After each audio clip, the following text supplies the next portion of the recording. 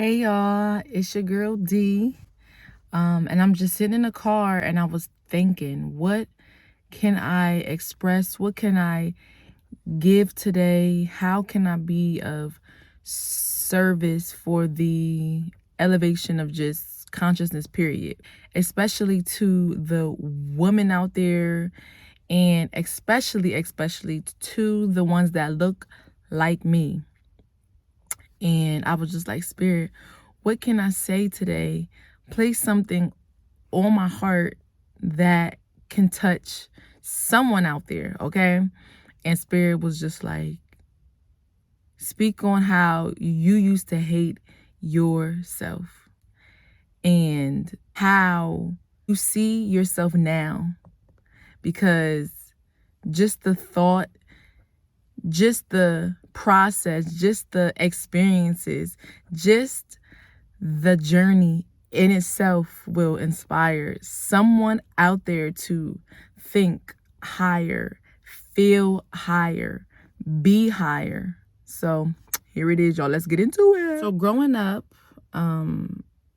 I didn't have a positive body or self-image at all. It was pretty much distorted by society's perspective of what is beautiful and what's not, what is acceptable and what's not, what is attractive and what's not, like all of those. And I know that if you look like me, if you got this bronze colored skin like me, this chocolate galore, if you got these lips that's thick, these hips, this nose, this hair texture that's thick, anything like me at all, then you know exactly what I'm talking about. And I just wanted to take all of you back, way back into town.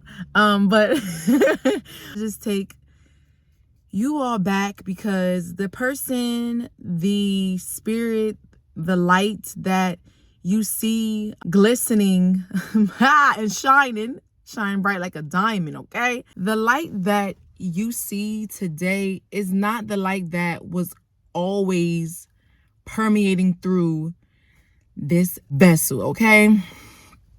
Whew. Okay, so let's just take you back. So growing up, let's just begin in like middle school age, like 5th grade and up. So I want to say the darkest that I can remember out of like my close friends. And back in that time, light-skinned people were always like veered as like the most prettiest and like the most attractive. So anything that was not light skin, for one, was already deemed as ugly, dirty, not so cute, and all of the above, okay? So I was coming through a childhood already thinking that I was not beautiful because of the shade of my skin tone, okay? So when I would like be in the like flirting age and having little like boyfriends and stuff, which I didn't really have much, okay? Because I met my husband when I was 14. So pretty much from like 14, 15 on, I had him. Well, I had him off and on to maybe about like 19. And then from there, he was locked in. But anyway, then I would see myself with a mate. I would see myself with someone who was not the same color as me, because I was programmed to think that you're not as pretty unless you're light skinned. My subconscious was like attracting to people who was light skinned, even if my physiological part of me was seeking a person who looked like me. Because biologically, okay, people, let me take you to science real quick. Let me take you to class. Biologically, you attract the thing that you naturally are. Well, we are supposed to, okay? But then once people start putting on fake stuff and fake this and fake that, then you attract all of that. But back to the point. So I would also subconsciously want and basically attract mates who was light skinned too, because I felt like, oh, okay, well, because my skin is not light skin, the least that I can do is attract people who is and be with people who is, because then that would help to make me feel more special, more prized, more beautiful. But in all actuality, it did not. So boom, skin tone. The next thing was my hips and my butt. Back then, I pretty much was how I am today, small at the top and thicker at the bottom. And I was also programmed into think that, well, unless you have that hourly shape that I think is 36, 24, 40, no, 36, 24, 26, no, 36, 24, 36. I don't know. Y'all all know what I'm talking about because they put it in all of the rap songs back then. Unless you had that hourly shaped glass, then you was not that attractive and you were not as beautiful. So I was also coming up with those type of thoughts about my body too, about my self-image. And those two things going hand in hand, my skin tone and my shape, like my natural physique and my natural color, you can't change them things. Well, no, technically people can if they do plastic surgery and if they like skin, like change your skin with like chemicals and stuff, but naturally you're not changing those two components. So I was really dealing with two key components that I felt like I couldn't change at all, and I felt like they were less appreciated, less respected, less sorted out, and less attractive. And then don't even get me started with the hair. The hair, y'all, the hair. You know what I'm talking about. The texture of our hair. Just the texture. Come on. The texture of what they would see as this hair would be nappy, would be ugly. Hair of like slaves and people who are less than, when in all actuality it's the opposite, but that's a whole different conversation. I came up when it's like, well, unless my hair was silky, was flowy, was pressed, was permed, was flattened, was that of like a person who is mixed or Spanish or Caucasian texture, unless it had any of those features, then I was less than, I was unattractive, I wasn't as appreciated. Appreciated. And my hair, my skin tone, my natural curves, all of which was like a permanent part of this physical flesh, that unless I degraded myself or went under myself in order to fix how I look to the natural eye, then I wouldn't be as beautiful. Okay? So with the hair, do you know, like, just stop and take a look around. You can see the power of hair by simply driving through your community and look at all the Asian hair stores. You see tons of them, especially in the hood. And when you walk in, all you see is hair of somebody else's or fake hair or hair products with like, what's going on here? Come on, nose, get it together, please. Come on, clear it out. Thank you. You see hair products that's filled with chemicals to chemically alter the natural state of hair in order to make it look like something that it's not originally supposed to look like. You see it everywhere. You see it on TV, in stores, your community, in schools, everywhere. So that alone tells you the importance or the power that hair has in this society. Okay, so I was already coming up with my skin color being the tone that it is, my physique being the way that it is, my hair texture being the way that it is. All of these features was the way that my body is naturally, but yet I was taught to believe that my natural self, the way that I naturally look, was ugly, was not beautiful, attractive, glorious, magical, and sexy. Come on, because it is. Now that now that I know, like today, that like it is, ain't no way that I will like think those thoughts about my body again. I know that it's royalty. I know that it's beautiful. I know that it's magical. I know that it's powerful and that it is divine, and that it plays a huge role in my soul fulfilling its purpose in this earth. Okay, so me altering that will also alter the path in which I was sent here to be on, and that ain't what we about. Okay, that's not what we about. But back to what I initially came on here to say is, if you have a chocolate, a brown, a deeply rich cocoa bean, a melanated woman, a child in your family, which I know you do, speak life into them.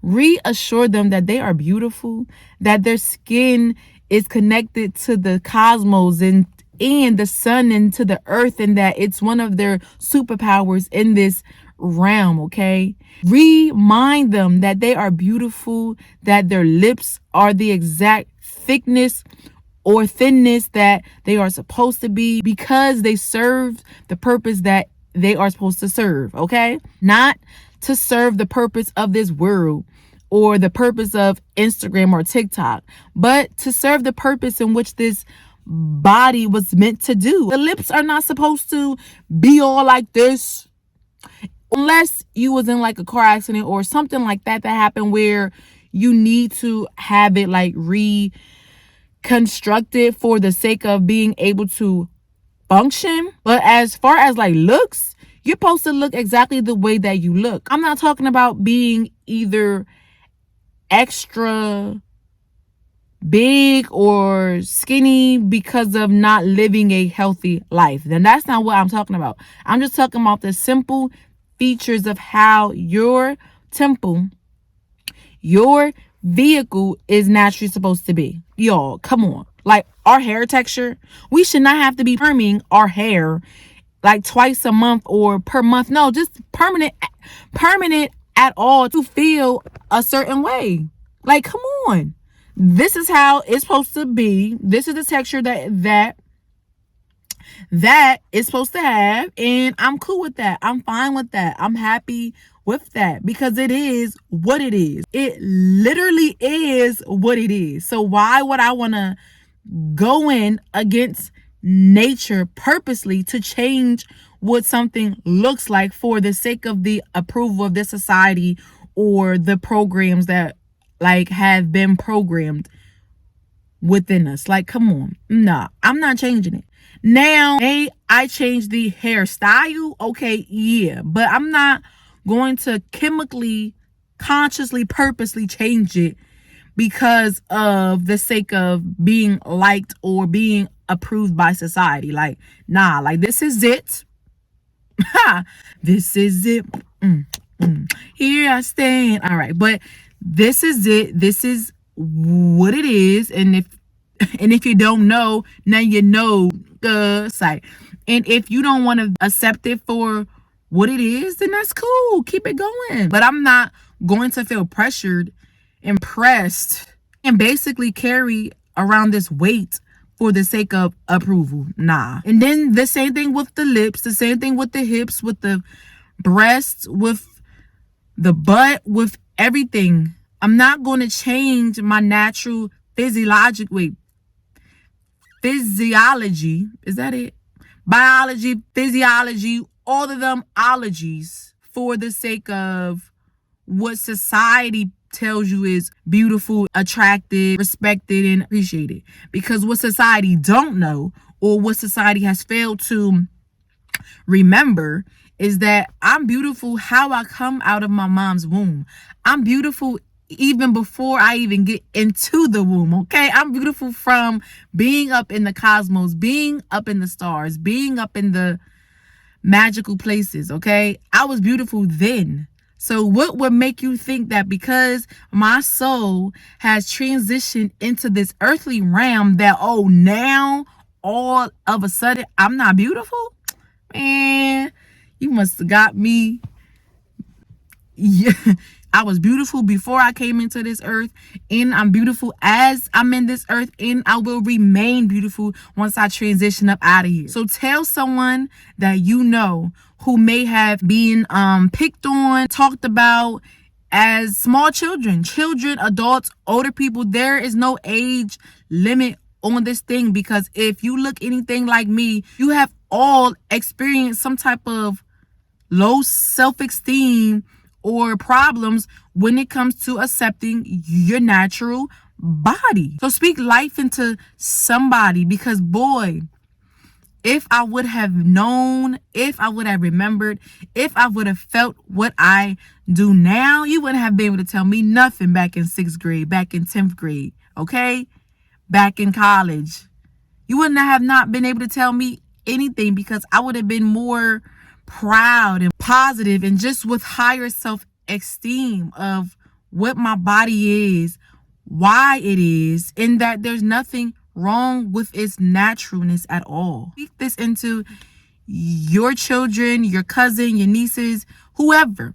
Speak it into the little girl who is playing at the playground. Just tell her, and tell her parents, because us parents, us adults, we need to be told that too, especially if you haven't come back into the realization that you are beautiful. We need to be told that too. It's not just only for children.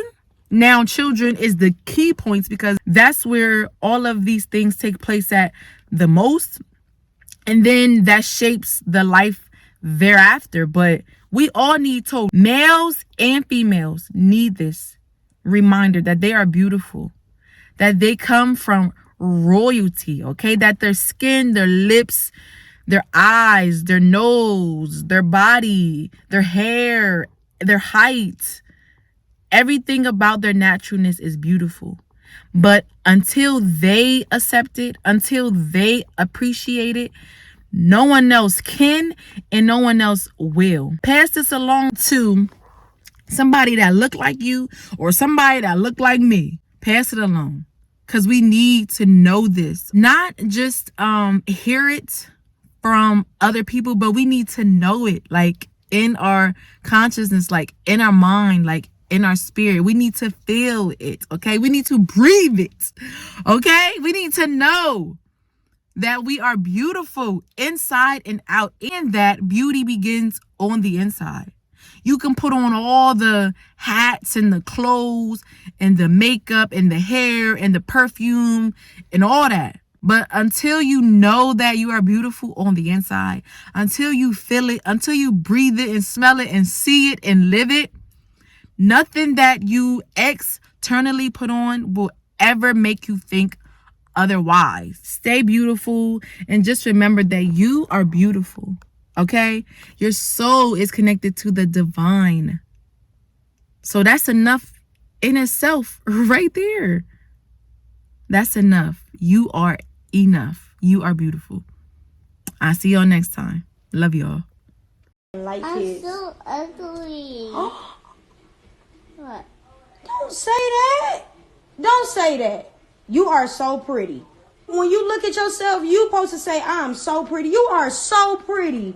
Do you hear me? You got the prettiest little dimples. You are too cute. Oh.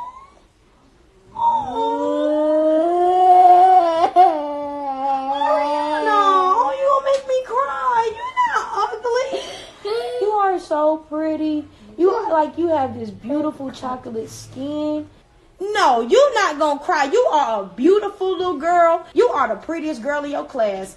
Boom. Black is beautiful, and if don't nobody ever tell you, I will tell you, you are gorgeous. And you're gonna grow up and you're gonna be everything that you can be. You hold your head up. I love you.